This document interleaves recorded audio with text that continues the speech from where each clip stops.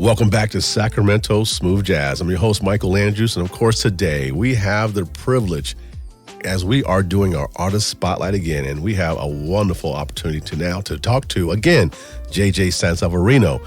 He's not a stranger to our show. We've had him on before, and he has mesmerizing melodies. I'm telling you, he has a history of doing this thing in the smooth jazz, R&B, even reggae genres, okay? We'll talk about that because he blends all of that in very nicely. His musical journey rooted in his early exposure to trumpet. Yep, he started with the trumpet, violin, and now he's with the guitar. We'll talk about that as well. He's collaborated with legends in this music industry, Maceo Parker, Gerald Albright, even performing at Sir Paul McCartney's wedding in 2002. We'll talk a little bit about that as well, okay? His versatility and mastery of music has undoubtedly shaped his amazing sound. Join us, I should say, as we embark on this musical journey guided by the extraordinary talent of JJ Sansaverino. We're going to dive into his musical aspirations and his creative process and the stories behind the music. And we'll also talk about his latest music as well that was just released, okay? So we'll talk about his music, no doubt. JJ, welcome back to Sacramento Smooth Jazz. How are you today? Michael, I am fantastic, bro. And as always, I love chopping it up with you, and I appreciate you taking out the time to spend with me. And absolutely, you know, keep the you party are going, very bro. energetic. I've seen you, man. You look like you enjoy yourself on stage. You know, I know you are, but man, you are having a great time when you are performing. And so I'm thrilled to have you back again. And I know our listeners are too. What's been going on since last time you were here, man? I know you got some new music out right now. You've been touring like crazy. What's going on? Man, there's been a lot going on, and I am beyond grateful. When you put in so much hard work, the reward is so great when you touch people with your music and your performances, and you see them smile, or somebody goes on social media and tells you they love something you did, a show or the new single. And that's, to me, is the ultimate joy in doing this, just being that messenger from God, you know, to give that love out there and bring something good to people every single day. And, you know, been on the road now. We started this 2-month tour, April 11th. You know, we were in New York, 2 shows at the Berks Jazz Festival, the Sweet Jazz Festival in Leesburg, and down in Jacksonville, and now just coming off the Seabreeze Jazz Festival in Panama Beach City, getting ready to head over to Portugal for a few shows, back to the West Coast in California for Spaghettini and Seal Beach, Humphreys in San Diego, and link it up with my peoples in the Bay, June 1st in Stockton, California for the Taste of Jazz Festival. So touring you fired off has some been stuff fabulous. now. From what I know of you have this public itinerary, but you also have an itinerary that's not posted. You know what I mean? It's just like you. Oh, man. You know, I keep my alter ego out of social media because, you know, I might be doing 1, 2, or 3 JJ Sansaverino shows in a week, but I'm usually doing another 3 or 4 shows in that same week, sometimes more, where I'm side manning at a jazz club in New York, or I'm playing at some of the hotels in Manhattan, where I do like an acoustic duo with a friend of mine who's a singer. It just allows me to, you know, reach more people and get to do different stuff other than my own music. When you're putting a show together for people to see at these festivals, where you're presenting yourself and your body of work, you have a finite amount of time to get that message out and the performance out. And usually you kind of keep the show tight and writes a lot of the same similar songs. Maybe you change out 1 or 2 here or there. But, you know, when you have a large catalog of music, I got about 50 or 60 songs recorded, and thousands of songs that I'm just a fan of out there, you don't get the opportunity to play that. So I do some of these jazz clubs in New York where I just go in and play with a trio, and I play everything except my music. And that keeps my playing up.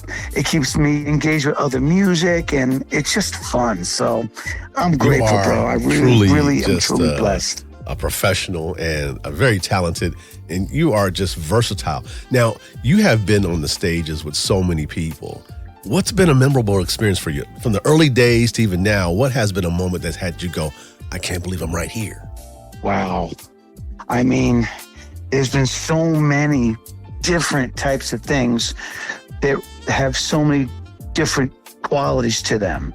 Some of them being on stage with some of the musical greats, where it's a super wow moment because you're sharing the stage with somebody you've admired for decades and who's been there for many, many decades. Then there's other examples where you might just be, it's some huge event that is so live and everybody's turned up that the energy is off the charts. And it might be somewhere that's so unique and beautiful and random. All of these different kind of scenarios give me so many different memories when I look back. As an amazing guitarist, for those who don't know, you didn't start with the guitar. I did not. That's correct. In the music program in public schools, you get an opportunity to play some instruments, and they only offer you certain ones. They don't give you the drums or the guitar when you're 6 years old, 9 years old. Right. I think they give you the recorder first, right? But then, I think I had the first choice was like violin, viola, or cello. And violin I started playing. And then 3 years later, I'm getting into high school, they start offering you some more of the brass instruments. And then I said, all right, enough of this violin thing. Let me get the trumpet. And that was right at the same time I found a beat-up guitar in a closet and started messing around on that. So music was already in my ears. I had been learning a little bit of how to read music from violin and trumpet. And now I'm playing guitar and strumming that and learning. And then by the time I got out of high school, I was done with trumpet because I was full on with the guitar at that time. So, having music around me at such a young age was a blessing. And even beyond, before I picked up an instrument, music was always in our house. Well, our mother and father were always listening to lots and lots of music. And, my mother's mother, my grandmother, was an opera singer at Juilliard, New York. And my father's father was a very well-known jazz soul musician in Manhattan. And a lot of my uncles were all in doo-wop groups. So music was everything. But nobody had instruments because it was all about just singing because all you need is your voice for that. There's no expense. What was the passion with the guitar that propelled you to the next level? What was it for you? It's hard to describe what gives you inspiration and passion. And when I was teaching it at a time period, I would tell my students that were not practicing, the hardest thing to do sometimes is to pick up the instrument and start practicing. But I guarantee you, if you have passion for it, the real hardest thing will be to put it down once it's in your hands. So the passion was just something with me not wanting to put the instrument down because I just enjoyed doing it, and determination of wanting to perfect melodies or play the chords clean or whatever it may have been that just made me want to have that guitar in my hands and play and work to excel and be the best that I could be. And I still feel that way. I'll tell you, as soon as I come off the phone with you, I'm going right in to start practicing for about an hour or 2 hours because, it's like I haven't held my guitar in a couple of days. And during the festivals is when I really want to be shedding all the time to keep the chops up. Because when you get on stage, if you can play a passage which is like, ba, ba, ba, ba, ba, ba, ba, ba, ba, ba, ba, ba, you play that in your studio, perfect. You get on stage, you need a little bit more to make it clean. I don't know if it's just being on stage, but you got to really be proficient and prolific with it. So man, I love that's a passion that drives me. Some of our listeners, of course, do know your history, no doubt about it. Now, for those who don't, talk to us about your experience when you were performing for Sir Paul McCartney. Wow, that was a moment that I'll never forget. I was in a group at the time that was like a corporate band, and a corporate band is basically a group that plays all genres of music other than original music. Party band, top 40, Motown, funk, soul, etc. The band was doing a after party at the Hudson Hotel in New York City. They had just finished the 9/11 benefit concert at Madison Square Garden, and a lot of people came over to the after party at the Hudson Hotel, and sure enough, Paul McCartney, Paul Schaefer, Dan Aykroyd, Sheryl Crow, all these guys got on stage with the band and started rocking it with the band. And Paul McCartney said to my friend, the singer, "I would love for you to do my wedding." And he pulled out his business card and said, "Give me a call. I'd love to do it." Sure enough, 2 days later, Paul's people called. Come on. And next thing you know, we were in Ireland doing his wedding. It was that fabulous. comes as a result of practice and things of that nature, just doing your thing. I'll tell you, the reason why that happened was because when you get on stage, Michael, you're sort of like a mirror to your audience. If you are on stage and let's say you're having a bad day and you're not smiling, or you look like you're not into it, or maybe you just straight thugged out up there, whatever you are portraying, your audience is going to respond to that visually. Now, if you're on stage and you're laughing and you're smiling and you're moving around and the energy is up, people feel that and they respond to that. And that keeps that energy flow increasing. With that band, when we would play, it was always high energy, smiling, dancing, dressed well, great songs. Keep it moving, song to song to song, engaging with the audience. All those positive qualities create that positive energy. And Paul and his family felt it, and they needed it, and we gave it to them. And that's something that I learned from back then, is something that's very important to what I do show to show, day to day. When I get on stage, if there's 10 people there or 10,000, I'm going to give it to you 100 every time. I never want to make it look like there's anything else I'd rather be doing, because there really is nothing I'd rather be doing at that moment than playing and performing for my audience. And the music takes me over, the energy comes out, and that builds and create. It's just a wonderful thing. And I love to share that and bring that love to people. Nice. Ladies and gentlemen, if you're just tuning in, I'm speaking with none other than an amazing guitarist, musician, composer. This guy is amazing. JJ Sansaverino. He's back with us again for our Artist Spotlight of the Week, talking about his music, talking about his passion, and you can hear it, you can feel it, no doubt about it. Now, JJ, you have new music that's out right now, and I want to talk a little bit about that, but I want to go back a little bit because you talked about your passion. I wanted to address, just for those who are trying to get ahead right now, they like what they're doing as far as their instruments, they're trying to get forth. What advice would you give to those who are starting out or who have a little time in right now? What advice would you give to them? I like to mentor, especially younger people. I use this example all the time. If I called you up, bro, and I'm driving down the block and there's this huge pothole in the middle of the road, and I slam into that, my tire blows out, and I get a flat tire. And I know you coming behind me a few blocks later. If I call you and say, yo, bro, there's a huge pothole a few blocks up, make sure you stay to the right so you don't hit it. If you don't listen and you get a pothole, I already warned you. I gave you the 411 already. That's the same thing I like to do to young artists and musicians that are trying to come up. If I can help them not make the mistakes that I made, it may make the journey a little easier for them. And the things that I like to really touch on is dedication to your craft. Practice, practice, practice. Practicing doesn't mean playing the same thing over and over and over again. Warming up is playing the things you know to warm up slowly and clean. But practicing is challenging yourself to learn things that you don't know that may frustrate you. And when you fall off that horse, you get back on. Practicing is learning songs and increasing your repertoire in so many different genres other than your comfort zone. Hey, man, you might be a jazz cat. Try listening to some heavy metal. Those guys bring something different they got. Yeah. They got that real sticky. And I had to record some of that for somebody one time. It's like, you're not playing it sticky enough. It's too loose. There's so many genres. Listen to other music. Learn as many songs as you can, especially popular songs, so you can work and practice, practice, practice. Then on the whole other end, that's just the practicing game. Then, you got to get on your business. Educate yourself on the business. People ask you to send them a W-9 form or a 1099 form, send it to them immediately. Don't make people chase you. It frustrates people. Right. People want to know about a contract. People want to know if you can do a gig. People want to know if you can record for them. Get to them immediately and keep your business tight and right. Keep track of your money, your finances. Have a strong social media presence. Look to what other people are doing. Research. It's a lot, man. I put in sometimes 60 to 80 hours a week just at my desk administration, doing all of those things. Before there's practicing, before there's getting on a flight, before there's rehearsing the band, before there's pressing record on the recording studio. It's an everyday commitment. If you want to make it, you got to put in every day 100 long hours. But you got to take a break, smell the roses too.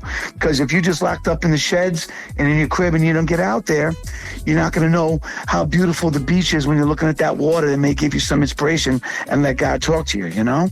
Come on. I love it. I love it. You're giving a master class right now with some of these folks. You know what I mean? So and it's coming to you folks free right now on Sacramento Smooth Jazz. Look, any of your people who's out there have questions, tell them to Facebook message me, DM me on Instagram, send me an email. I had a guy the other day was saying, hey, I know you play with that great group called 480 East all the time. Right. We're doing one of their songs in our jazz cover band. First of all, Michael, I'm like, wow, you're playing jazz music? Anything I can do for you to help, I'm on board. He's like, there's an intro on that song. It's a little tricky, and we're having some discussion. We're all hearing the chords a little differently. Can you lend your ears to us? Can you help us? I said, I am so honored.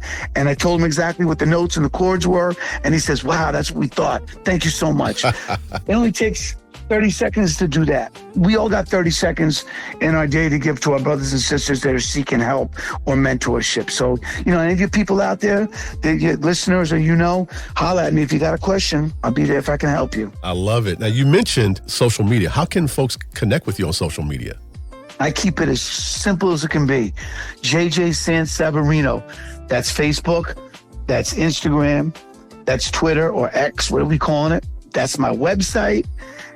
Everything I do is just JJ Sansaverino. I don't try to be all sly with like at coolguitarplayer.com. Nah, JJ Sansaverino, you can find me, type it in, you can find my music, Apple, Tidal, Spotify, YouTube, everywhere. I'm everywhere, bro. Wow, you make it easy, that's for sure. Now, let's talk about your latest music. You got some music that's out right now that people need to hear about. Oh, man. I forget if this is either my 16th or 17th radio single. I'm kind of getting confused, but it came out April 12th. It's from an upcoming CD, which is my 6th CD. It's called Conversations, and the radio single is called Love Can't Wait, and it's a banger. I love this song so much. And when I love my own music, I know I did something right if I'm not sick of it yet. So Nice. People are really responding. It's so nicely into my set. So now it's part of my show. It's actually become the closing song of my show. It's so lit. It just has a good feel, a catchy melody. It makes you want to dance. It's something you could definitely jam in your car radio. It's got a vibe to it, and people are responding to it very well, and it feels good. And the message of the song is kind of like a dual message. You know, I like to put in things that have sometimes multiple meanings. You know, we're living in this world right now that is so lost. Mm-hmm. And what we need the most in the world right now is one thing, a 4-letter word called love, which we have an abundance of, which is for free. So when we have an abundance of something which is for free, which is so positive, we cannot be stingy with our love. We got to share it. We got to give it. And so love can't wait. Love can't wait right now. We got to share that love with our brothers, our sisters, those who are confused, those who are lost, and those who need it. Yeah. So that's really the main focus of it. But on the flip side, the double meaning is I'm also a lover at heart. And if you got love in your heart or someone special, don't wait to tell them when it's too late. Tomorrow ain't promised us, bro. Love can't wait. That's right. I look forward, and we all look forward, actually, to seeing you in Stockton June 1st at the Taste of Jazz Festival. That's going to be amazing, man. I'm looking forward to seeing it. It's about a month out from now, man. I cannot wait, especially because I'm teaming up with my good friend Walter Williams and Daryl Anders and a squad of great musicians. And I love being in the Bay. I am really excited. This looks like it's going to be an awesome festival, and can't wait to see you, and I can't wait to get with all the people out there in the Bay. So I hope people are buying tickets and are going to come.